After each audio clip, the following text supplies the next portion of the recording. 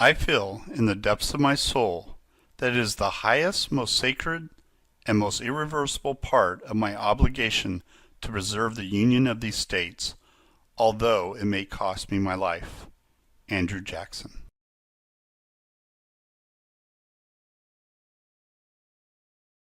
Andrew Jackson not only became the seventh president after holding many positions in the political career, but he also founded the Democratic Party, he led his troops to victory in the War of 1812, and he supported individual liberty. He was first elected to the House of Senate, and the previous year he helped establish the Tennessee Constitution. He was later elected the seventh president of this country in 1828. Jackson didn't mess around and took his presidency very seriously. He believed Republican government should be accessible and easy to understand. When it came to running the country, Andrew Jackson wanted perfection and expected it. He was ignorant but got things done, and that's what made him stand out. At first, people took his candidacy as a joke because he wasn't a very deep thinker, but he proved them wrong. He was a great president from the beginning and wanted to continue the path of great leadership. During Jackson's presidency, he and his supporters created the Democratic Party. This was a combined belief in separation of church and state and also a simple government.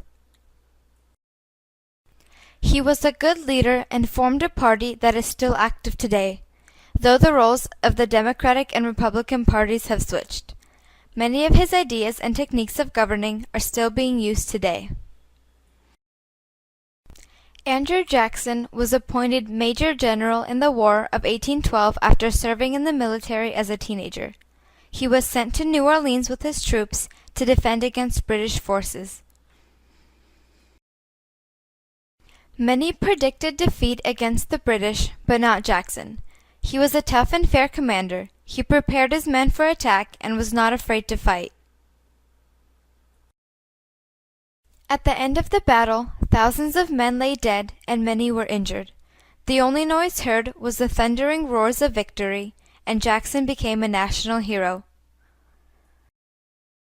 Jackson believed everyone had their own rights, unless you were a Native American. He was a good man, but he didn't think things all the way through. He did what he thought was right without consulting anyone. When it came to protecting individual liberty, Jackson and his followers did a good job with the white men, but overlooked other races. In the end, Jacksonians tried to do what they believed was right for themselves and their own kind. They weren't too concerned with others. Andrew Jackson left an everlasting imprint on American presidency and politics. He dealt with many trials and tribulations throughout his life, yet managed to find his way up the political pyramid. He not only started and preserved the Democratic Party, but he also became a national hero after defeating the British, and he was a supporter of his own definition of individual liberty.